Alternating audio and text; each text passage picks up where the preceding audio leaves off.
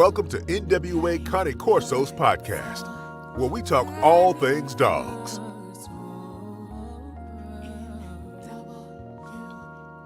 Yes, sir. We back.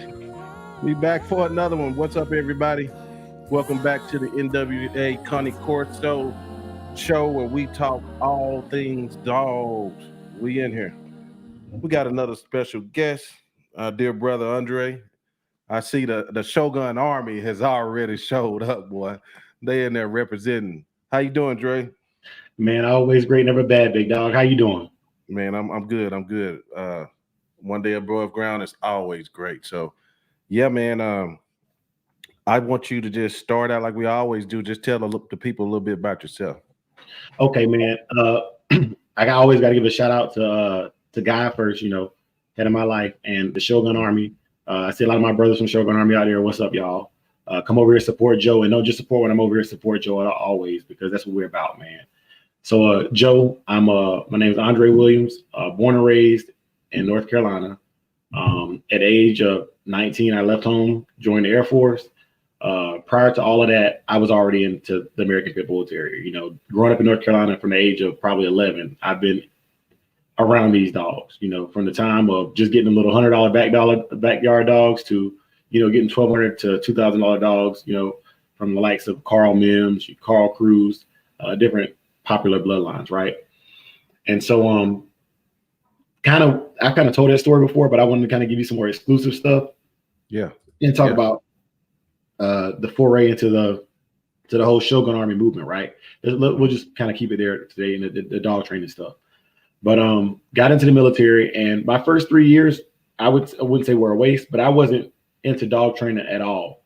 You know, it was I'm gonna get in, I'm gonna get me a yard full of pit bulls, and you know, have dogs like we always have. Mm-hmm. And went to Kuwait, and when I was in Kuwait, I got a chance to do security detail over there, and we got to work with the Malinois and the shepherds that were on Ali Al Salim Air Base. And the first time I ever saw a real controlled aggression was when a dog was biting me in the fat boy suit, and a female handler, probably 110 pounds, soaking wet with rocks in her pockets, gave that dog a singular out, and that dog came off me, went back to her, and sat down next to her off of an out command. And I said, I don't know what kind of power this is, but I want that, you know. And that kind of spurred it. So finished up in Kuwait, came back 6 months later. I was in Korea. So I started taking online dog trainer courses. It's just like little local courses over in Korea, you know, free to the military. Mm-hmm. And I was training Jindos over there. That's like the Koreans' like dog. It's a white dog. It looks almost like I don't know, man, like a little husky knockoff kind of, you know, or a Shiba Inu type thing. Okay. And so with those dogs, they are super, super man aggressive. So I started researching different breeds. Came back to America for 6 months. Afghanistan, you know, more police working dogs and stuff. By this time, I'm like, you know, I'm leaning toward the Malinois. So I come back from Afghanistan, I get what's called a Shepherd or a Shepherd X. It's a Malinois German Shepherd cross. And the reason for the cross is that's not for breeders. This is for work, specifically for work. It's supposed to help eliminate the hip dysplasia and the things that the German Shepherd brings, but also dial down just a little bit of that overzealous drive of the Malinois. And I got one of those, and it took me about 6 months of training, and I kind of just got bored, Joe. You know, yeah, I kind of got bored. Mm-hmm. So I started researching other breeds, and a breed that I actually wanted to get on was called the American Dingo, or the Carolina dog, because I'm from Carolina, so I wanted to get this dog, and it's pretty much one of the only other native indigenous animals besides the wolf or the Coyote. And it's a dog bred in the Carolinas. There's only one specific doctor that's authorized to register a dog as a Carolina dog down in South Carolina. And being called American Dingo, the dingo in Australia is a very, very powerful dog. And so I really wanted to use Carolina dogs, but they didn't have the trainability that I was looking for. I've already been spoiled with this shepherd type dog, and but I didn't like the German Setter concept. Go ahead, Joe. Let me ask you, this Carolina dog, what was it used for? So honestly, it doesn't have any. So you have the working classes, your herders, your hunting dogs, all this stuff. It has none of those qualifications. This dog is literally a wild dog that is being domesticated. It's not an FCI registered breed. Yes, sir. Gotcha. Okay. Yeah. Sorry. Yeah. No, you good, Joe. We chopping it up, man. And I got diarrhea of the mouth, so I talk your head off, man. Yeah, let's do it. Yeah. But the Carolina dog, man. I was really interested because what I wanted to pioneer something. I wanted to get my certifications and stuff with a dog that is not necessarily a known breed to be able to do the type of work that I was trying to do. But with them being kind of a pack structured animal and very, very wild in nature, they have the tendency to roam. And I mean, 200-mile roaming area, just like a wolf pack. Oh, so damn. Yeah, it wasn't a good dog for the choice. And the only other breed I've been around was Rottweilers, German Shepherds, Malinois, and Bulldogs, Pit Bulls, right? Mm-hmm. And so I started hearing people, more Pit Bull podcasts started coming out, especially during COVID. I'm a COVID era connoisseur of the dogs, right? And I started hearing these breed stories, and I started hearing consistency because everybody argues about the lineage or the personality traits behind this bloodline and that bloodline. But I started hearing consistent things. So of course, based upon my prior experience and the information I was receiving, I basically took, what 10 channels were saying and put that together as, okay, they all agree on this. This is probably pretty accurate.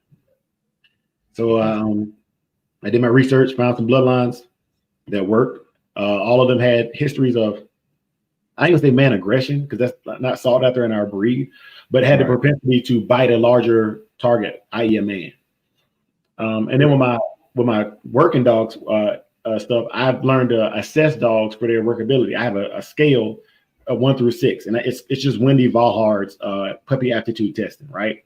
10 tests to let you know and kind of scale the dog, not only for yourself, but if you're going to sell a dog to a person, I can say, hey man, this dog is a very, very soft dog. It ain't gonna take hard correction. You can raise your voice, or this dog, you're gonna have to pretty much put a prong collar on him and correct him every time he's out of line, And this test is not 100%. It's just a gauge to kind of see which puppies I can pick and use for the kind of work I'm trying to get into, which is protection work. Right. Yeah. Okay. So this gauge you're using, I mean, how successful have you been as far as the dog staying that way? Based off the test. You know what, Joe? That's a really good question. And with the dogs that I keep, 100% success rate, what I'm trying to accomplish with the dogs that I keep. Now, mind you, out of each breeding, I've had 5 puppies. I've had 3 breedings, right? Mm-hmm. Out of the first breeding, 3 of them, I say had they stayed in my possession, other than the one I kept out of that breeding, 3 of them could have been used for the type of work I do, either hog hunting or protection work, right? Mm-hmm. There's always a one-off. The second litter I did, the entire litter had the prey drive, and I used prey drive for my stimulation of the bite. All of them could have been used for it. Mm-hmm. As far as basic obedience, I think every dog has the ability to do basic obedience. Now, to what degree depends on the relationship with the handler and the dog's aptitude for work. But I'm getting better and better percentages of dogs from my litters that can do that. So it's a progressive thing based upon isolating those traits and breeding those dogs back together with the ones that can do the work. Okay. So you picking dogs, because I always heard that the pit bull is pretty much not designed to be man aggressive, but you can turn them on a different way to make them use it for protection work or whatnot. That Joe, man, hey Joe, you hit them with them questions right out of the gate, and I like that. So I'll give you the truth. Okay, so with the Shogun Army movement, we follow the Bushido code, and we also I've designed my own dog training style, and I call it Bushi Dre.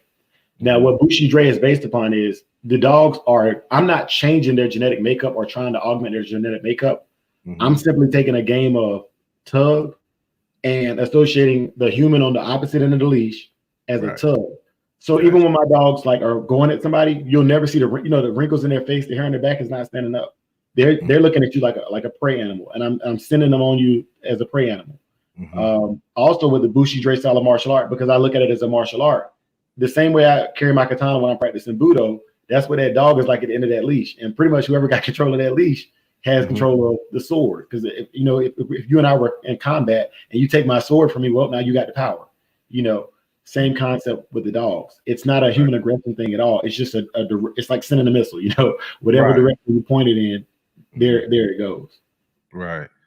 So I see you learned a lot online, but when you got into the protection side, where did you learn that from? All right. So obviously, I'm fortunate enough to be active duty military. So obviously training with security forces, both overseas and home station. But I would say my greatest training came when I was working with the Swansea, South Carolina Schutzhund Club. They do sport dog training. And this is before, this is back in 2018. This is before I realized there was a difference between sport and protection. But some of the basic fundamentals, they translate very well, right? And so with them, I learned not only like the training of it and the defensive aspects of putting a dog in defense, but I learned the actual buildup of myself as a person in the protection world as well. Learning about taking care of equipment, setting the field, setting the scents out, doing all the Schutzhund classes, scent work, obedience, bite work, the whole gamut. And it was there that I realized that my online training was very effective, because when I came in, if you looked at it like a karate class, I didn't come in as a white belt. I was watching what the people who had no prior experience were doing, and they were basically practicing their 1-2 punch. And I'm coming in, I'm like, my dog heals already. My dog, well, I can send away, I can bring him back. I can put him on you right now. I just don't have a suit to teach him targeting. That's where I came in at, just from my online training, right? And my basic experience with the military. So I came in as a student that was kind of eager, a little cocky, because also seeing these other people who are paying all this money to be part of this club, I'm like, man, y'all paid all this money, and like I learned all this stuff online, for next to nothing. And yeah, man. So that was my kind of my upbringing, but that was like my okay, I'm not just doing this, but I'm doing it at a decent level in comparison to other people just starting out. Right. So a pit bull is a dog, pretty much like I would say a prey animal. What is your personal philosophy when it comes to dog training? When somebody say, "Hey, this is a samurai dog," is that what is it like? Because you hear all defense all the time. Things like slogans and things like that. What are your thoughts on your philosophy?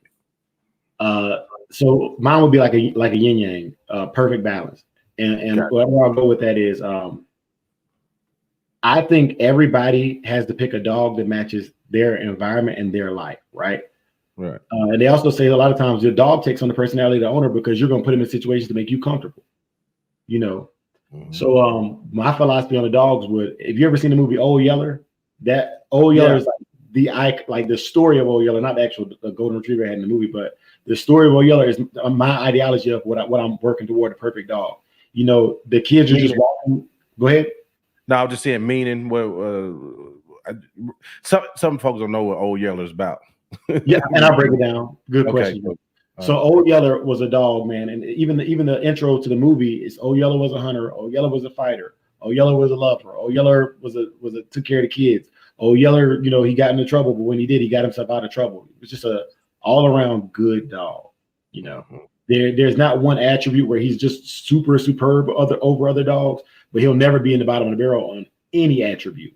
That's the Old Yeller dogs. Mm-hmm. Right. Dang, boy, you went back, D. Yeah, Old Yeller. We used to have it used to be a big joke. Like old timers would sit you down and talk about, yeah, Old Yeller, he got mad. I don't know if you ever heard this. Yeah, Old Yeller got mad. Let me put it this way. say you got angry about something, you have an old timer say, "Oh, you mad, huh?" Well, old Yeller got mad and just walk off, and then you be like, "Well, what is the moral of that story?" He said, "Well, they shot old Yeller, so don't nobody give a damn about you being mad or not." I was like, "Oh man, that's crazy." Yeah. So yeah, okay, man, that's cool. So it seems as you going along, you even naming the styles and things you know as you working on this training thing and whatnot. Do you have a process for the your training, stage 1, stage 2, stage 3?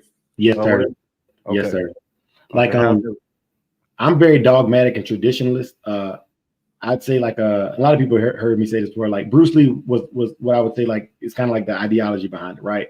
Yeah. And in phases, he started off with Wing Chun, and then basic Chinese boxing and all other kinds of martial arts. And that's kind of what I do with mine.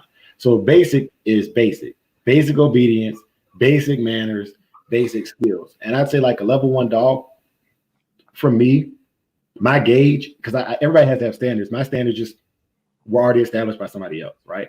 The Canine Good Citizen test is the test that I think a dog must be able to pass for it to be put through the bite work side of my training. Okay. AKC Canine Good Citizen it's 10 tests. Will your dog sit on command? Will it stay? Will it recall? Is it stable around loud noises? Is it stable with strangers? And these things are not inherent for protection dogs, but they're inherent for a balanced dog, right? And so before I would take a dog and say, I'm gonna make this dog bite the hell out of you, I need to know that this dog is stable, right? And that it's not biting out of fear, it's not biting out of aggression, it's just biting because it's told to bite, right? And I think the Canine Good Citizen is a good baseline for that. So that would be phase 1. So you'll want to go in definitely with the obedience down. Is what you're saying? Sir. Yes, okay. Sir. Yeah, you can call me sir. It's a respect thing, Joe. Oh, damn. Yeah, but okay, I hear some people even kind of, it's a big question. Can you teach protection before obedience? Have you ever seen anything like that done? And I respect it. I've seen it and I respect it. One, once again, it goes back to your lifestyle, and that's why everybody who asks me for help with dogs, I ask them, what is your goal? What is your intention? If you want a junkyard dog style dog, man, like who cares about obedience? If you live in a neighborhood where somebody's going to jump over your fence or kick in your door, I don't care if it sits. I don't. I genuinely do not. For the structure of my program, kind of going, because like that's just 101. Like, what is the dog's purpose? If your dog ain't got a purpose and it doesn't live up to your purpose, obedience, it's not going to make it live up to your purpose, right? My goal, once again, is to be equal in all aspects. You can, whatever you want to get into with these dogs, you can get into with it, right? But also, I do look at it like this. If you're going to have a junkyard style dog, you need to have a life that accommodates that. Either a lot of land where you're out by yourself, or high walls, great management policies in place, so that all you need is basically an attack dog. Right. I don't encourage that for anybody but a person who lives a lifestyle where that is beneficial for that lifestyle. Right. How many dogs? Do you breed a lot of dogs? So Joe, I don't breed a lot of dogs, man. I probably have a litter a year at best. Okay, gotcha. And we're at a point now where if I don't have at least 10 people on a waiting list, unless I need to do a replenishment breeding or I'm doing an out cross, I wouldn't do a breeding at all. I'm going to make sure these dogs are home even before their gestation. Gotcha. So what I mean, you're in the military, so obviously you're busy. What is your daily routine like with your dogs, and what do you try to get in with your dogs every week? Oh, good question, Joe. So and some of the brothers in the Shogun Army don't even know this. I'm glad you asked that question. When I was a drill instructor, we got up at 3:45, so I would get up 4 minutes early so I get my uniform on for my recruits. Oh, you was an instructor? Yeah. Oh God. Okay, yeah. You highly disciplined. Okay. Yeah. So 3:41 every morning, I get up and there'll be a post on my community page. It says 0341 Rise and Grind. That is That's for the because my East Coast friends, they're 3 hours ahead of me. So I got a brother on there, he'll post 05:52, whatever time it is when he sees the post. And that's like our thing. Like those of us, we take the dogs out, pee and poop them, walk them out, hit the gym, start roll call by 0700, right? Right. It's go time. Right. Go to work. If my wife calls me and says she can't, let the dogs out at lunchtime, I'll come home on lunch, and let the dogs out, and then I'm back at work when I can. That's not a given. That's a privilege, and I made enough rank to be able to do that. Right. About around 4 o'clock, 1600 in the afternoon, I'm getting off work. My daughter goes to the community center, so I typically get around 5:30. So I get home. If the dogs haven't been out, I let them out, give them some water. That's typically when the training session happens, right before their dinner because they're hungry. I use food motivation, or a toy, train, 15 minutes, 10 minutes, whatever I can get in. I got 2 dogs, so it's whatever I can get in. And then I feed them, I do a 50-50 raw blend. And then by this time, my wife already has my dinner prepared. So, the dog food is out. My kids, my wife are all sat down, ready to eat. I come in, we eat dinner together. And then some afternoons, if somebody pissed me off, kids make me mad, whatever, I take the dogs for another walk, you know what I'm saying? And get them out there. But and then come inside and might play a little bit of video games or whatever, and then go to bed by 10 o'clock, and then do it all over again Monday through Friday. That's what's up. Yeah, man, you it's definitely a system. And thank you for your service as well. My sister, I know about guys like you. My sister was in the Air Force. She just retired about 4 years ago. She actually was one of the drill sergeants that took the first class of that Space Force, Trump's Space Force. She graduated there. She was the instructor for them. Yeah, she badass, dude. Yeah. Yeah. Joe, I haven't talked to you offline because that was at my squadron, so I probably know her. Yep. Yeah, my last name Church, so how we'll talk about it. Yeah. Yeah, offline, yes, sir. Yes, sir. Yes, sir. Yeah. Something I want to ask you about dealing with the pit bull dog. What are some common myths and misconceptions? Because they get a bad rap, bro. All right. I'll start off with they turn on their owners. Before I ever got into them, that's what I heard. So before I became an advocate for the breed, I was one of them people listening to what other people had to say about the dog, right? Mm-hmm. So the first thing is that these dogs just just crazy. You raise them for 6 years, they're gonna turn around and bite you and hurt you. That's the biggest fallacy about it, man. In general, every breed has a chance to do that. One of the most misidentified breeds is the American Pit Bull Terrier, and so I think that's just far from the truth. Locking jaws, they bite hard and they have a lot of drive. So when they grab hold to their quarry, their prey, they're gonna hold on. But there's multiple terriers and other dogs that will do that when the drive is high. It's just a higher percentage in the breed. So ain't no lock jaws and that craziness. As far as the colors, I'm not even gonna get into that, man. There's a lot of videos, a lot of controversy on that.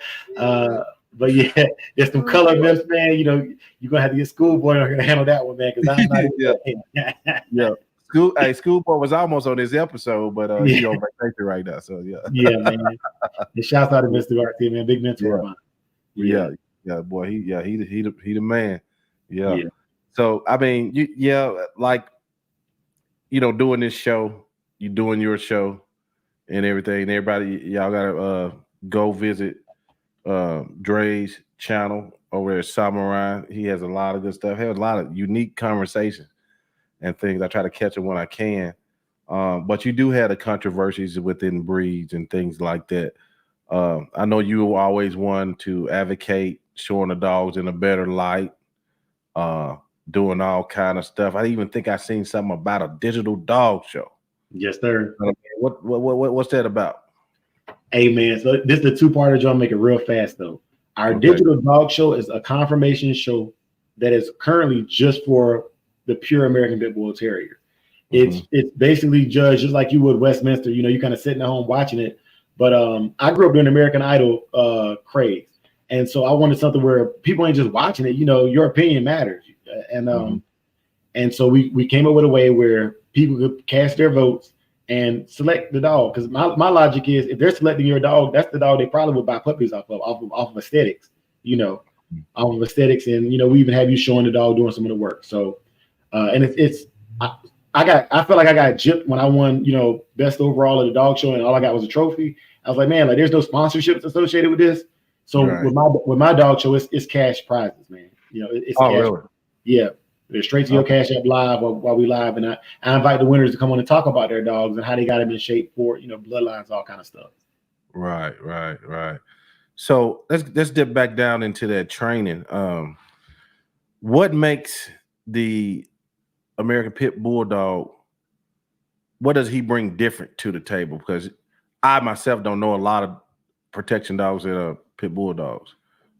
And you won't until we cross that threshold, and that's part of my goal. But you kind of like being like carrying the torch on this. I'm one of them. You know what I'm saying? It's a team. I got to shout out to Bane X up in Jersey, and shout out to Crixes. These dogs they're already certified PSA level 1 and above.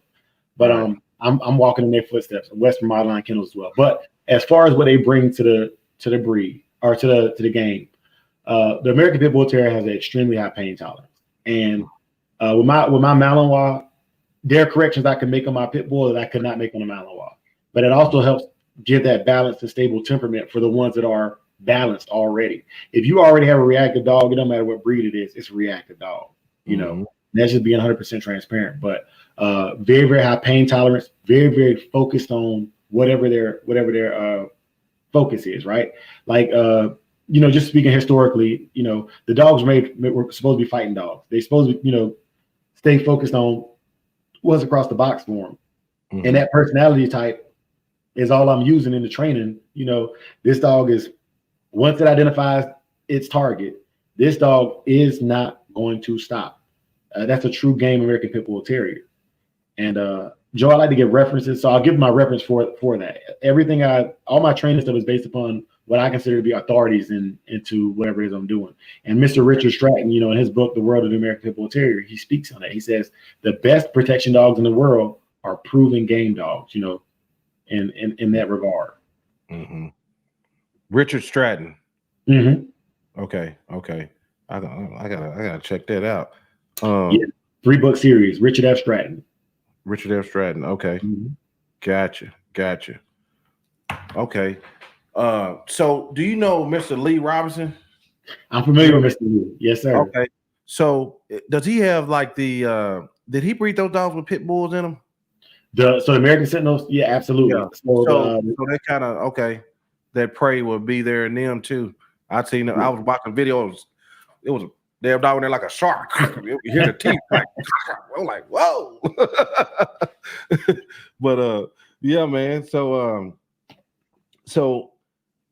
what is your difference? Or how do you feel about, we got differences in the dogs, the history, and what do you feel about the differences in training methods? What do you think is the best method for the American Pit Bull Dog Terrier? And do you think, for example, you can train it in defense, or is it not possible? So once again, I would not train mine based upon how I'm breeding them for defense. I would stay all offense every time, right? But each individual dog needs whatever you got to do to make that dog do what you need it to do. So I would say some of the dogs need compulsion training. Some of them are just real hard-headed dogs, and then you got to compulsion train them and force them to do it because they just want to bite something and chase something, So, but with a dog that is focused and engaged, nah, man, it's all prey and all food, food-based reward. Do I have corrective actions? Absolutely, absolutely.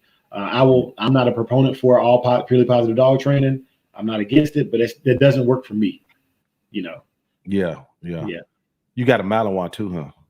I had one. He passed away in San Antonio, named BJ. Black, my favorite card game, man. Right. So you like them dogs with pop? Yeah. So what else you got up your sleeve? it's kind of hard to figure out everything you're doing. Every time I look at one of your videos, like, dang, he into that too. He got that going on, and you advocate for a lot of positivity. Tell us more. So the biggest thing with me is people tell me what I can't do. Mm-hmm. And don't tell me that. Yeah, I'm like, look, man, they say, man, you don't know what you do, man. You shouldn't breed a dog until you got so many years in the game. Well, I bred a dog and conformationally sound and has all the attributes of a good American Pit Bull Terrier. So my goal with my dogs is, okay, we're going to be conformationally sound. We can do obedience work. We can do bite work. I've got videos of my dog killing small game, whatever I can find. And I live urban. So wherever I can find urban, we catch it on the leash legally, lawfully. My goal is to do it legally in your face and say, you said I couldn't do this. You got all these acres of land, and your dogs can't do what my dogs can do. And it's not a beef thing. It's a show me. Mm-hmm. And Joe, let me plug this in too. So in conjunction with that, we want to reach out. And one of the reasons why I wanted to come on your channel was we have 2 shows. Additionally, besides the Digital Dog Show, we have the Online Obedience Challenge, and that's open to all breeds. Because I want all the smoke. I want you say you're a trainer on YouTube, come out. You win that. It's $50 to $100 just to show an obedience thing, and it's just sit down, stay, recall. And if you want to go for our advanced obedience, show it biting something and coming off on. So you get to show a routine, and it's competing on a routine. Yeah, exactly. Okay. All right. Y'all hear that? Because my goal is I create activities that I want to compete in myself. That's the creative side of it. It's like, man, I would do that. Like I wish somebody would throw one so I could go in there and compete, and win and take their money from them. You know what I'm saying? Yeah. I don't want no ribbons. Like give me the money because I'm gonna put it right back into the dogs or into the community. Yeah. Right. Yeah. Yeah. So yeah, that would be something neat to do. So the digital dog shows, how successful have they been for you? So it ain't for me. It's so I'll say this: the digital dog shows for the community have been really successful. You and I are both building smaller channels, man. And over the course of 5 so far, we've probably put $2,500 back out to the community. Just off the revenue from the digital dog shows. Yeah, man. Because top best in show $100. Best male $50, best female $50, best puppy $50, best red $25, best black 20. Just down the classes. You win and you're getting these things. And for the last one, even second and third places got monetary stuff back. And most of them are free to the public because the goal right now is to build interest. And then once it's of value and has a lot of merit, the cost will come up. We had one that we charged for, and the prizes were a little bit bigger, but yeah, we got one going on this month as well. Entries open to the 21st of August, and then we'll do the show on the 31st of August. But yeah, man, it's all for the community. But as far as my personal success, man, I would say I made it on your channel. Like literally, I got my mom and all them watching right now. You know what I'm saying? Like I feel like this is like when I get to go on people's platforms and be heard, I feel like I'm reaching the right heights and reaching the right ears because you never know who is watching. Right. And sometimes the numbers do lie because you can look at the subscriber count. Like I got under 2,000 people, but if you know how to go check those real numbers, a lot of channels, I can look at other channels. A lot of the small channels are doing really well for people who come by every month. I was looking at Buck's channel the other day. I said, dang, Buck got him rolling in there right now. You know what I'm saying? And because you have to study those type things and to see what y'all doing. Let me see what he's doing to make the show, better. You know what I'm saying? I'm not a guy that's, worry about the view. I worry more so about the information, if you like it. Okay, I'm not gonna pander to no algorithms or nothing like that because we got enough channels like that. Who has been your biggest influences in the breed? All right, so biggest influence number one is a cousin of mine. I have never mentioned his name, and I won't till after he's passed away. He's a very private individual, and he hurt somebody. Like literally, he will hurt somebody. He's an old man now, but biggest influence and reason why for him would be he saw potential in me, as a teenager. Just doing stupid stuff with the dogs, called me, pulled me to the side and said, "Hey man, look, I'm gonna help you get 2 paper dogs. I'm gonna teach you how to read a pedigree. I'm gonna teach you how to do this without going to jail." You know, he also introduced me to Carl Mims, Carl Cruz, told me about, you know, kind of who to watch out for and stuff. Some of his stuff was kind of personal based, so I wouldn't say any names. I wouldn't even if he told me to, but yeah. Is number one mentor in the game. Aside from that, Schoolboy, literally all the other YouTube channels, you know, Going Hard, Buck, PBK, all these people, regardless of our disagreements, right? And let me put that disclaimer out there. Don't worry about the disagreements, worry about the content. Worry about the content. Yeah. You know, man, like Catch Guard, I see him in the building. Like it's too many people to name, and I would be doing a disservice to keep naming names, man. You know, right. It would be. I gotta give it to y'all, man. You said something major, regardless of the disagreements, man. The American Pit Bull community, they put it out there though. You can find a lot of information, even if it's some regurgitation. Sometimes you might see it, but y'all put it out there. Like in my breeds I'm involved with, it's not like that. It's not like that at all. You know, it's many wars, many cliques, and I think that one thing that helps y'all, I might get slapped across the head for this. It ain't a lot of, when you think about the American Pit Bull dog, you have a lot of just men associated with that dog. Okay, we talk about the Corso. We got men, women of all occupations, everybody. I mean, it's crazy. It's like it's so many different sects of people, not sects, but just sections of people that's into the breed. It's just like woo, woo, woo, woo, woo. And it's so much fight. It's like serious fighting, bro. Serious fighting. We don't have that. I can barely get them. People just ask me all the time, where are the guys 20 years plus in, 20 years plus? Man, I can't get them on.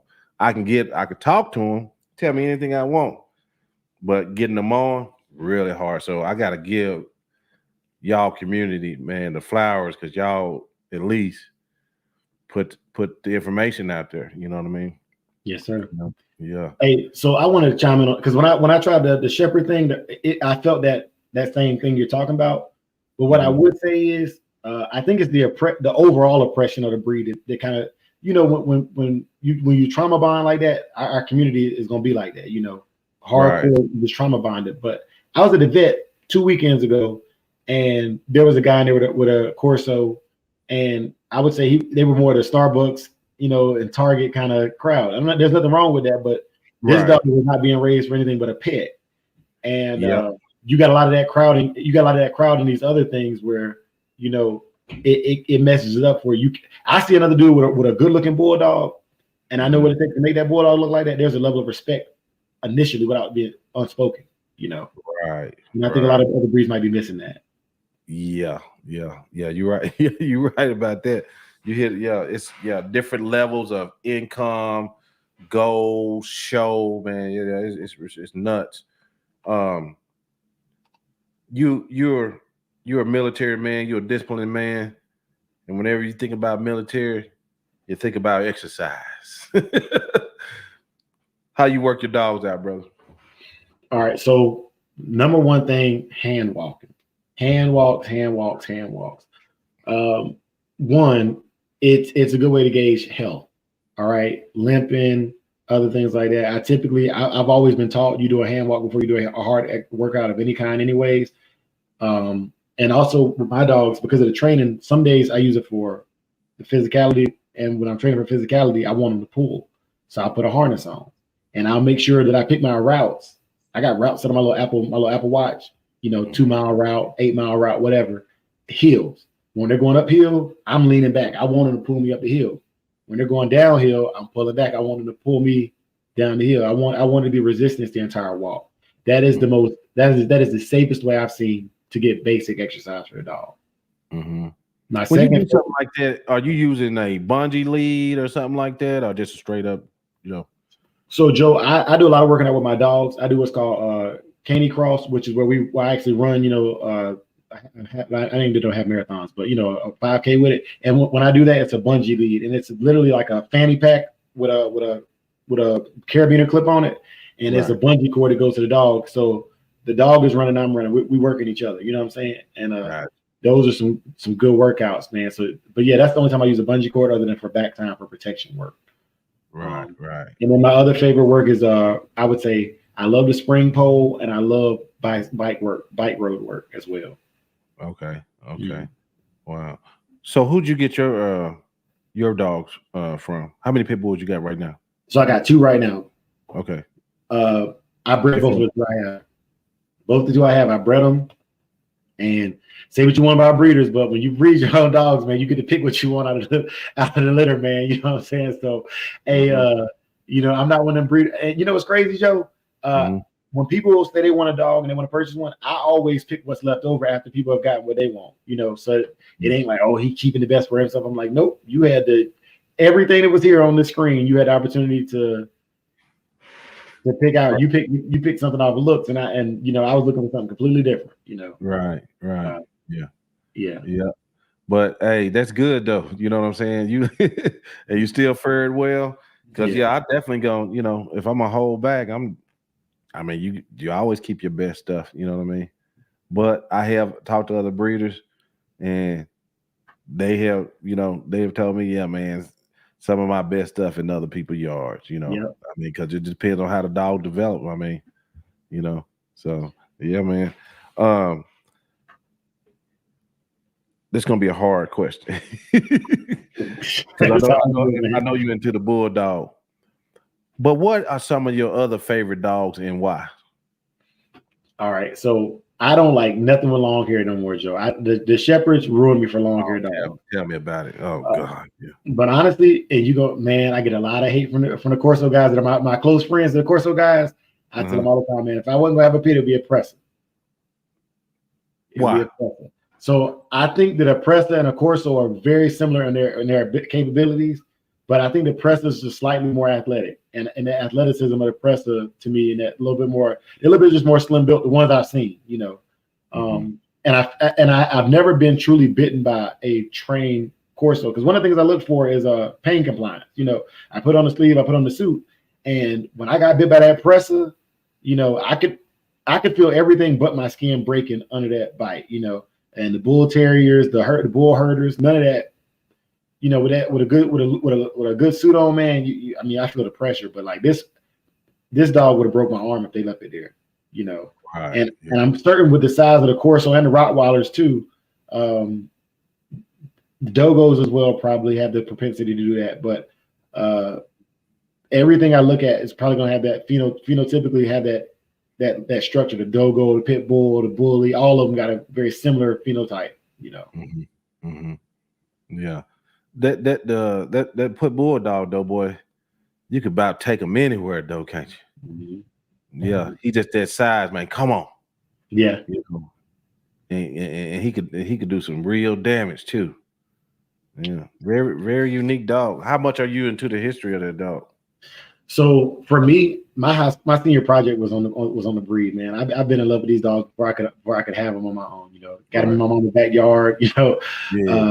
So yeah, man, going all the way back to my senior project starts off talking about Staffordshire, England, and the provinces in Ireland where they came from and how they were imported over. Starting off with the earliest. My main thesis was Earl Tudor. He's one of my favorite historical dog men of that, progenitors of it. I wasn't really big into the Kobe story. I didn't know enough about it, or that wasn't my senior project, but that kind of started it. So I got about, as far as researching it and being a historian of it, about 15. Well, I'm 34 now. About 18 years now of really just being into the whole everything of the breed, Right. So I don't know if I asked you this, but if I did, who are some of your favorite trainers, whether it be sport, whether it be personal protection, whether it be online, whether it be offline? That's another good one, because I look at that one just like looking at it from the mentor side of it. But I will say, all of my favorite trainers have been on your channel, and that would be a good amalgamation of everybody. Master Stratton, CT, Heka, Michael Ellis, I went to Learburg and to their online courses, so like Michael Ellis was there. Yeah. Man, it's there. Your channel probably has the channels that I was watching and kind of getting into, yeah, man. Yeah. So we follow guys. Yeah, Gypsy. Yeah, that's the day one. And CT, boy, he a trip. Mr. Mims too. I can't forget Mr. Mims. Yeah. I'm gonna do a show with both of them on. Yeah, I'm gonna do a show with both of them on. And they got some and one thing about this too, man, just like the stuff they tell you offline. Like, because everybody ain't gonna share everything online. They ain't gonna have to get, they want a relationship with you. They ain't just there to just, just splatter stuff all over the internet and you take it and not always execute it right. But some of the stuff them dudes done told me offline, man, it's been gold, bro. It's like, man, it's crazy, man. Yeah. So he was dropping gold. He was dropping gold while he was live, man. I was like, man, this dude is different. Who's that? Mims is different. Yeah, Mims going out, no. And we didn't even finish all the stuff we had to to say. So he got a lot more. I'm gonna get him back on. My schedule is kind of crazy, but so I'm sure he's gonna watch this too. If it's something about training, he watch, so yeah.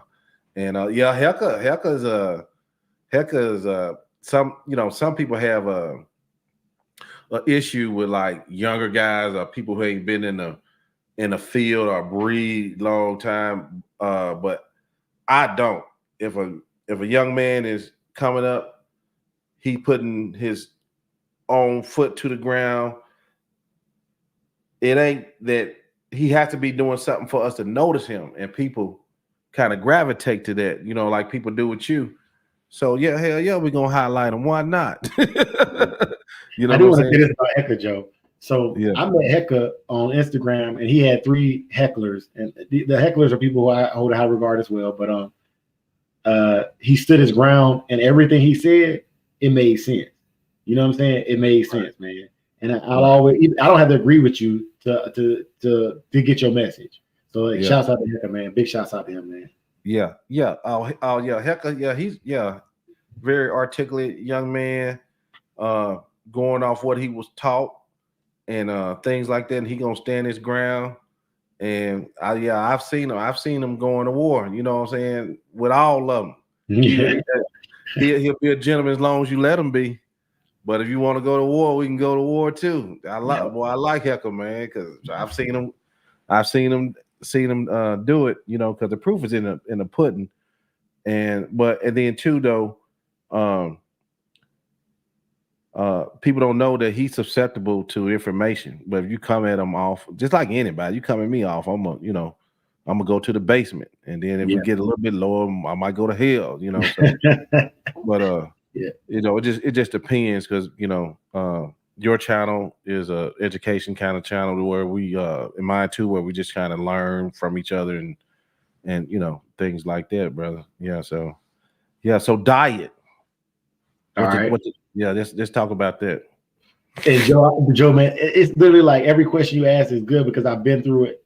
Like you said, Heka and I are younger. So with the diet thing, I started off with, man, look, I use this kibble, I use diamond, high performance for certain dogs, puppy. Mm-hmm. I was literally, until I was probably 28 years old, I never bought another bag of other food unless I was just broke. You know what I'm saying? Like, but it was kibble. All this raw stuff is a trend. It ain't real. These guys using raw are stupid. Like literally, I felt some type of way about it. I was like, this is just people trying to be cool. This the keto diet. This is, what I'm saying? What was that other diet people were doing where they weren't? Anyway, you know what I'm saying? This is a trend. It's a fad. Right. Right. So I thought. And so I got ready to do my first confirmation show. And I talked to the guy that I bred to make my male I have now. And back in his day, he was a real box man. He was really out there doing stuff. He said, this is the keep that your dog's family was used in Mexico for years, And so I literally put my dog through as if I was going to fight him keep. You know what I'm saying? And it was all raw. There was no kibble the entire diet. And when I saw how ripped up and just man, clean coat, eyes white as all, gums pink as bubblicious, like just a good looking dog. Even the enamel on his teeth look better, bro. The poop disintegrates faster because it's all biodegradable. So if they poop, it's a little runny and you can only get it up, man, it rains one time and that stuff is gone. Crazy. So now I do a 50-50 blend until I'm in keep, and then when I'm in keep, it's all raw. Yeah, I'm not anti-kibble because I've seen dogs, what I'm saying, that lived a long time on it. But I feel I feed raw, and actually Jordan from the Exotic Borbals showed me how to do it. And then plus I got a bunch of, where I live, we got chicken plants, good Lord. 40-pound chicken, what's that, $15, $20 for me? You know what I mean? Yeah, so I got access to a lot of stuff. But man, it kind of it actually saves money when you really look at it, because first off, you don't feed every day. At least I don't. If I feed every day, they'll get fat. You know what I mean? To me. But in these woods and things like that, man, I used to deal with so many flies. When that stuff come out calcified and stuff like that, the flies, it's bad, and they looking all clean, and then you can see a little rib, a little bit. That's what you really want to be, a little rib, and and then when the few days I might wait in between feeding them, they don't even be seen really, I'm hungry. You know what I'm saying? They don't act like that. You know what I mean? Yeah, man. It's more natural to the canine instinct, man. Like the wolf. But also, I will say this: my biggest concern with people feeding raw. Obviously, Joe, you're a research man, right? And even with this conversation, I gotta get this disclaimer of: if you're gonna do raw, you have to understand. By the way, let me dial it back. I'm having a brain blast. On my channel, we started doing this thing, Joe, where every week we talk about a different food for a raw diet, where we give the benefits of the food. Because what a lot of people do is they might go all liver, all red meat, but that's not a complete raw diet. You got to have some roughage in there. You got to have some vitamins and minerals. And if you're not going to extract those, that's why with my 50-50 blend, when I'm not in keep, that's why I do it. Because maybe I'm missing something. Let me throw a little bit of kibble in there. You know what I'm saying? To do what it's supposed to do and supplement that. But if you're gonna do a raw diet, I add supplements for sure in their food too, and I seen a big. Let's talk about this while we on this raw. Okay. I think sometimes people be just making up stuff for us, just for content. I saw a video that said vets hate raw dog food. I don't know about you. When I go on a vet, I ain't got no vet. Man, I'm trying to sell you this kibble here. You know what I mean? I had a vet on Dr. Joe Spoo. I don't know if you ever saw that episode, but it's a must watch. He said that most people, the same thing you just said, need to learn how to properly feed a raw diet. If you don't know how, to at least come to the vet and we'll, get you to a nutritionist. You know what I'm saying? Because a lot of people don't. They say, "Oh, the vet." Now go. It depends on the vet, bro. All of them ain't anti.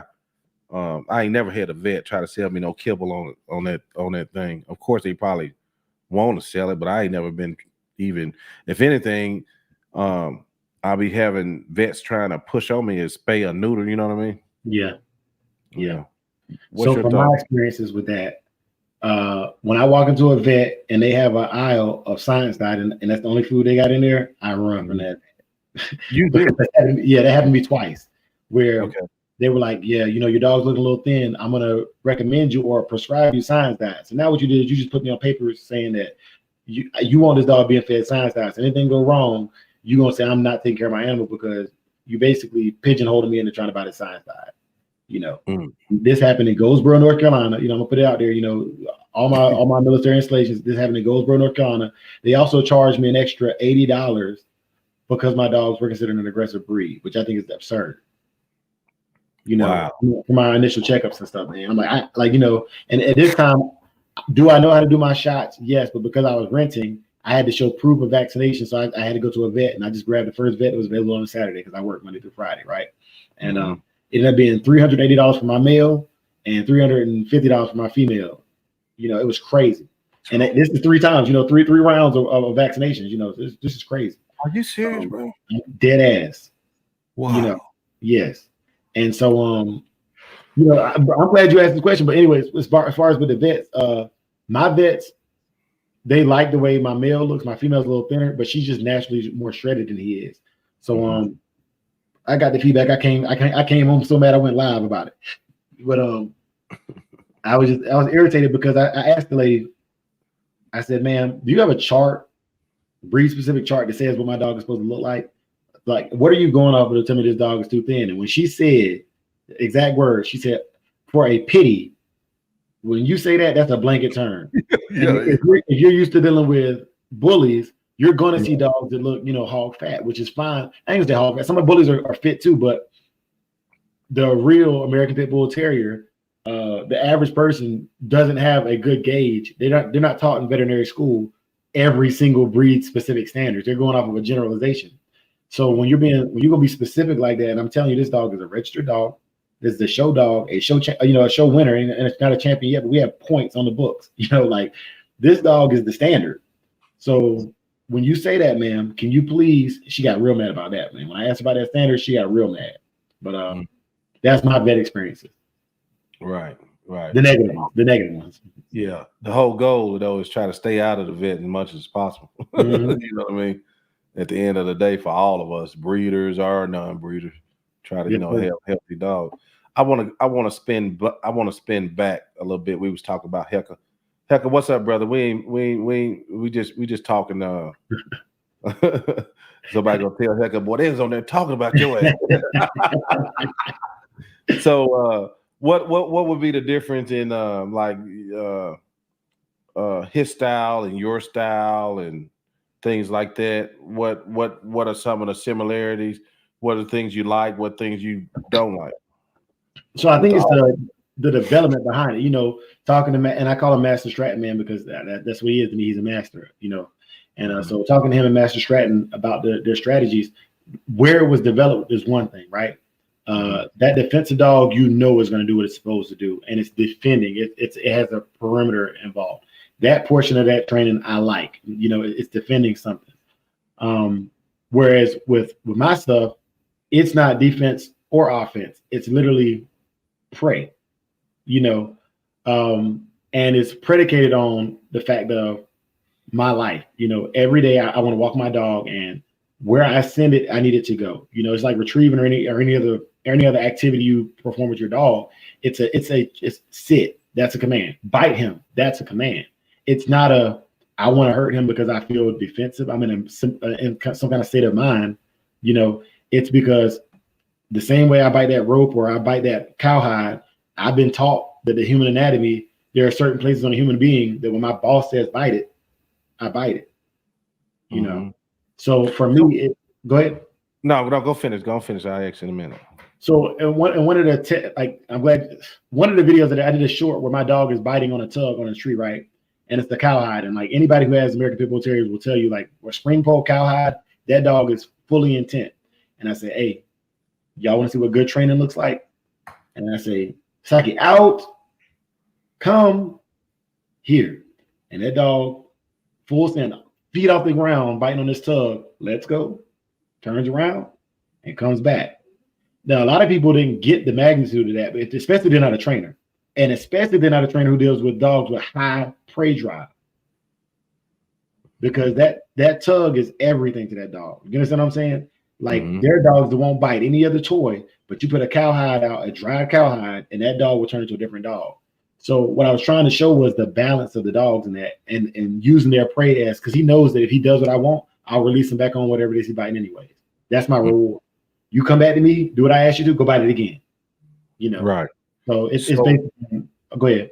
So like, okay, so you was talking about earlier that's kind of like considered a game to him. How do you test him to be sure he will really bite on a person? Right. Or is that do you want that?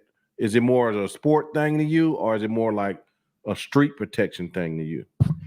Good question, Joe. Not one of these questions is an unfounded question, but I'll give you this. Okay, my test for whether a dog makes my breeding criteria is this. I typically will have a friend in my city that has never been around that specific dog. We will have an undisclosed location where I'm gonna say, hey, I want you to show up in this place, and I don't even want to know where you're at in this park after dark. And when you come out, no equipment at all, I want to see if this dog is going to react and protect me based upon just our interaction. And the two dogs I have in my yard right now have both been in a situation where they didn't know it wasn't real. You understand what I'm saying? Like, they didn't know it wasn't real. Somebody runs out, and I don't want to be screaming at me or nothing. I just want you to come out suddenly and startle the dog and see if the dog is trying to eat bite your face off, Mm-hmm. And I want you to come in with your hands and basically try to get, very, very, very close calls. And the hidden sleeve is something I only use when I'm sure the person knows what they're doing. Most people I bring in, they're not trained agitators at all. They're just homies from around the block. You know what I'm saying? And when those dogs prove that, that's the dogs that are in my breeding program now. The dogs that I also, Joe, I lived in San Antonio. I live in Tucson, Arizona. There are tweakers everywhere in Tucson. I was thinking about that in the back of my head. I said, you paying them crackheads $10 to put your dog on. Well, that's the thing. My first night here, and I wish they was crackheads because these guys on fentanyl and meth, man. And my first night in this city, I'm thinking I done lived in San Antonio. It's bigger. My first night here, I had to employ my dog Saki on a tweaker. I guess he thought it was weird that I had a smaller dog. My dog ain't number 50 pounds, small dog. I guess he thought it was weird I was out walking him at night, but our time zones is different here. So when I got here, we were staying in the motel room until I got my house. And I had to, I actually had to use my dog, so my stuff is, I don't care what other people think about how aggressive they should be. When the dog was needed, the dog reacted. And that's all I care about. Okay, that's all. Yeah. Hey, case closed. That's what I was trying to get at. Yeah. How you test them. But if you done it, cool. Yeah. Well, yeah. And that's one of the things I hear a lot about is it's even hard for me when you don't have a lot of trainers. Trainers need to work more together. And sometimes where your location, you can't always get that. You know what I mean? So I agree and disagree, man. Because one of my theories about trainers is the only thing two trainers are going to agree upon is what the third one is doing wrong, right? And so with me, I typically like to use people that are into the same stuff I'm into. Do you have trouble finding decoys or agitators? Good ones, yeah. Okay. Yeah, good ones, yeah. My guys are, but I think that's the benefit too, because a lot of my agitators they're not active enough. It's not as active as I want them to be. I want you to really, come in and stimulate the dog. They're not doing that. So the dog is just going off of me hyping him up. You know what I'm saying? And and feeling that leash pressure. And he wants me to pull. He's saying the kill word. He wants me to go. So I think that's a benefit because that's more of a neutral thing. Also, my dogs don't have a lot of equipment. Well, let me ask you this: you just said something. So as far as your decoys, I know some people they come in, they be irking and jerking, the stimulation and stuff. Do you think training a dog like that is dangerous? Because I don't know why I'm hearing feedback. Okay. Do you think teaching a dog that herky jerky decoy or agitation could be dangerous? Because what if somebody is just standing still and just standing there on the wall, and then next thing you know, he coming up trying to attack you, versus somebody who might be physically challenged and might have do you think you can train for somebody who's completely not acting unnormal, or is the irky jerky style the best way to engage the dog? Joe, look, you got to be a genius or a mad scientist one, because that right there. So for me, this is the thing. And I didn't even think about my training strategy, what you just said. Okay, my dogs would only be employed in the same situation I would pull a gun to defend myself if the dog wasn't there, if that makes sense. Yeah. So the picture I present to my dog, the irky jerky is not necessary. No, my dog shouldn't bite somebody that's irky jerky unless they're moving toward me aggressively, and they shouldn't bite somebody that's neutral. My dogs they're not even showing that picture very often. Typically, the picture I show my dogs is what it really look like. Hey, homeboy, what's up? Somebody, moving towards me in an aggressive posture. And when they feel that leash pressure, it's the same as me backing out. Hey, man, you got it. Because, if I didn't have my dog, I'd draw my 9. Like it is what that's the same situation. My dog, the same images that would make me feel like, okay, I have the right to stand my ground is the same images my dogs are shown before they're set loose on the person, Right. So yeah, the irky jerky stuff, that to me, that's like a stage 3, not a stage 4. That's the transference technique. I want the dog to start showing human aggression, and then I'll dial back that picture to whatever I need it to look like for what most situations I would be in look like. Gotcha. Yeah. That cowhide, I saw you selling that cowhide. Your mic just went off. Oh, there it is. Okay. Pop back. Yeah, I thought I had the feedback, so I was muting it whenever I wasn't talking. Oh, okay. Yeah. The cowhide, how has that helped you? And I noticed that you sell it. So when I was 18, that cousin I told you about, it was my mentor. He was telling me, hey man, you want to work these dogs and get them to work good. Also, Joe, I'm super gullible. All right. I've gotten better with time, but I think he was being he was speaking, what's the word I'm looking for? He was speaking figuratively, but I took it literally. He said, hey man, them dogs you got, I know how they was bred. If you take that dog and you put a spring pole on the tree with this cowhide, go get your cowhide from one of these farmers around here. If you put that on the tree, when you go to work at the hardware store, by the time you get off, that dog is still in that cowhide. And I trusted him. I let this dog off the chain on this cowhide. When I got home, that dog was still out there on that cowhide. I'm certain she laid down from time to time, wandered off. But when I came home, she was still on that cowhide. So it is a very, very high reward for a prey-driven animal because it literally came off of a prey animal, Mm-hmm. Mm-hmm. Where do you see the American Pit Bull dog ain't going nowhere? In the public, it's some negative feelings about the dog for whatever reason. Do you think it's getting better as far as the breed, or where do you see the breed in the next 5 to 10 years?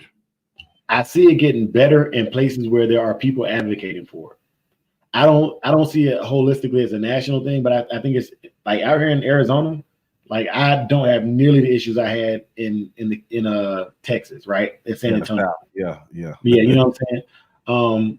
So I think it has a lot to do with your geographic location as well as what's going on in your location. Like here, the people advocate for them. There's only chain laws in Pima County out of the whole state. So it's the dogs are being kept in their traditional sense, and the people here, the Heinzels and everybody, those families of people are out here and they're really representing hard for it. But yeah, in the South, man, like you got a lot of history, both positive and negative. I think the negative is more publicized, right. But yeah, man, it's just where you at. Yeah. You talked about the chain laws. Do you ever use a chain to work out your dog? So for pulling weights, yeah, hook chains onto the sled or onto the harness and do it that way. I'll still tie them out. Like you can't legally tie them out overnight, right? Right. Like right. You're crazy if you think I'm like when I'm cleaning up and stuff, the dog's in on the tie out. That's absolutely insane. Right, yeah. Like that's ridiculous. But it's one of those things I don't show it. That's one of the things I don't typically show because the public, they use any and everything. Once they get that image, whatever narrative they want to put with that image is that image. So that's another reason why like a lot of my stuff is very, very vanilla when it comes to what I show the general public, Yeah, you have to be very careful. I can't show a lot about my dogs just because I show some things, but I don't show everything because like we on these YouTube channels, we public figures. I've seen people call on channels, calling animal control on different channels. I actually got people that fly drones over my house, Yeah, shit like that, so we have to be real careful because people, they might get mad at you in the comments about something on here. then figure out where you live, and then lie on you, and then you have these people at your house, and for no reason. You know what I'm saying? Yeah. So yeah, I'm a little careful with that because they'll take anything. You know what I'm saying? They'll take like pictures off your website. I'm gonna do this. Yeah. Well, I be getting death threats and everything. I don't know about you, boy, about this little YouTube stuff. They be threatening me. But I guess I'm about to go out like Martin Luther King about these dogs. Nah, man. It's Joe, I'm glad you said that too, man. I've learned that being passive, I've been really passive about it, and I'm becoming more actively assertive, not aggressive, but assertive about it. And like even that drone thing, man, if that thing come over my fence, I don't care if it's aerial or not. I'm shooting it down. And I have a pellet rifle that's completely silent. You know what I'm saying? I'm shooting down, and you know what I'm gonna say? Because of my background, I always use my background as my benefit. I'm military. For all I know, that's somebody trying to spy on me, not because of my dogs, but because I'm military. They see me come home and get out my vehicle every day. You know what I mean? Like it's don't play with me. You know what I'm saying? Don't play with me like for real. Yeah. Yep. They'll fly drones over my house right right when day breaks. Right in the evening time. Right before it gets dark. You be in the bed or something in the shower about that time, about 8 o'clock. Damn. And then you go out there and they this happened several times. But yeah, I just advise people who do YouTube channels and things like this. It's maniacs out there. It's crazy. What do you call it, people? Animal rights activists. Just crazy. Yep. You know what I mean? Just be careful. You got other channels, you know what I'm saying? Just be careful. And like you said, man, you got to kind of be passive with some of this stuff because, I'm from the old school. I'm not really a YouTuber and things like that. So my attitude is, wait, why are you messing with me? Yeah. You know what I'm saying? Yeah. We from the old school, we'll do it in the street. If it's a problem, let's do it. You know what I mean? But we can't always be like that. You're on a public forum. People gonna say what they gonna say, but just be careful, you know what I mean? Because it's I don't know about you, I'm not worried about views and things. It's just me just putting out information and things like that. But some people it is about views, and however they get them, that's how they get them. Your emotions, your family,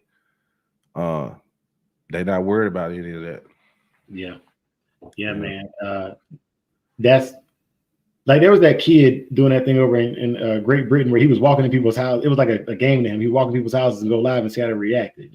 Right. Obviously, there's a lot more gun control over there. So, I was like, man, I'm sorry, but in that situation right there, I'd have had my sons run down on him. You know what I'm saying? But it was You're right. Do anything for clout, man. And as far as views, do I want them? Yes, but I want them organically, and I want them based upon who I, not based upon who I'm presenting to the internet that I'm trying to be. Right. What you get. Right. Yeah. And I worked hard at that, going against the algorithm and just starting out slow and finally getting people like real dog people, like real dogs that were like, even though I'm a small channel, I'm respected. You know what I'm saying? Yeah. Because it's real 30 to 40,000 dog men or people that come every month. You know what I'm saying? So yeah, so that I think I did the right thing, and I think I accomplished what I wanted, and it's steady growing. So, and as yourself, man, because you be having a lot of different topics, and I like you think out the box. You always got to have that brother around and think out the box. Joe, my partner Big A is in the chat. He gonna be mad at you. That's literally Wednesday night's topic is thinking outside the box. Oh, and, really? Yeah. For us, the box, but yeah, man. So that just what I'm trying to put out there, people are getting it, and just by you saying that, man, it means a lot, bro. Yeah. Yeah, there are dog women too. Somebody said, yes, it is. Yeah. Yes, it is. It's been a dog. As a matter of fact, if you're a dog woman, come on the show. I've been looking for you. How many women have I had on the show? One, I think Lori C. Williams. She bold. I said, "Woo, she bold." She's the only woman ever come on the show. I sure like to have more, come on and everything. Yeah. So yeah, man. I wish you much success. Anything else you want to close out with that people might want to know? No, man, George, I'm grateful, man. I saw your platform. I saw, man, you're doing huge, like your shows, bro. Like I'd be like, man, I feel like I'm like the historical theater here is the Rialto. Everybody big comes through the Rialto, whether they starting out, whether they, Ali Sadiq, Eddie Griffin. That's how I feel like this is, man. You know what I'm saying? It's like, man, I gotta come through the Rialto, man. I gotta come through Joe's, man, and get, kick it with Joe. Yeah, it's been fun, man. Yeah, and I one thing about the guests, my almost pretty much each guest is unique because, like I said, I don't do it for the views, but I could spin the block with the guests. You know what I mean? Like they not one dimensional. I can have him on. That's why I kind of like these panels. And you should come on a panel one day. You do that anyway. I see you always chopping it up with people, and we could just keep doing it. Yes, man, it's been fun, bro. It's been real fun. It's been fun looking at channels like yours and things like that. I need to see some more content. I can't, you can't just watch all of them, but I might check in for a few minutes on this one. Might check in a few minutes on this one. Yep. I mean, anybody channel. I watch like a Bucks channel a lot. I watch Master All Bulldogs on it. Anybody, man. Anybody. I be looking at his titles. Master All Bulldogs said this. I said okay, and then just all kind of channels, bro. I just I got I respect the community and everything, so I feel just a pleasure just getting stopped by every other week to have people like you on, bro. Joe, let me plug this real quick too, on behalf of myself, and if it applies to you as well, man. What Joe just said about checking in on everybody's channel, man. A lot of y'all brothers, like I see some of y'all right now that text me and call me every day. Like I hope y'all do realize that the same way y'all watching us right now, I go watch and support these other channels. So sometimes I can't just be it's a lot, and especially when you are a public platform, you do want to show that public support. Mm-hmm. And you never know who watching you, man. You never know who watching you, man. I don't know if you ever get those messages, man. Like, man, dude, I really appreciate your channel, because everybody that hit the show is gonna give somebody something. Yeah, even it might be negative. I mean, I might get a phone. Hey, man, I don't agree with that dude. What he said. You know what I'm saying? Let me tell you why. You know what I mean? And I don't have a problem with that. You know what I'm saying? Because the messages are all different, but let's keep it on the message and not the man. You know what I mean? Yeah. So that's what makes it fun when we're respectable as men, and even though we might have differences, you know what I mean? So yeah, brother. Yeah. So anything else you got before I let you go? Nah, wait, hold on. Let me say something. Let me give some shout outs, bro, because it's only right if we give some shout outs. Okay, let me go. Asiatic Soldier, boy, he been a day one. I see him on Law Channel. Big A Impala and Caprice Nation, INC, AQ's Henry 2.0, Carolina Blues in the house, Show Nuff's in the house, Jamila Williams is in the house, Student for Life Dog Training. What's up, bro? How you doing? John Dimbry, shout out to you. Harderfish Kieran. Okay, let's see here. Bam, bam, bam. Melee, new suspect Kennels. What's up? Dickie Foster. Dickie, mother, my brother from another mother. Walnut, PA. Shout out to you, brother. Allied Bully TV. You know who that is? Allied Bully. I can't say I do, man, but shout out to him. Yeah, pretty much all the other names you name, bro. They Shogun Army, man. Salute to the whole Shogun Army, bro. Yeah, yes, sir. Yes, sir. Allied Bully TV. Good. You're doing good work. I've been Robo. Yes, sir. Yeah. Akiko Yoshida, DK9. What's up? MKM Bottoms. All right. Yeah. All right, bro. I'm gonna let you close it out. Hey, nah, man. So Joe, I don't know. Are you religious by any means? I grew up religious, but I don't go to church. You know what I'm saying? So I don't want to bring something on your platform that I don't. That you don't. If you want to have prayer, go ahead, bro.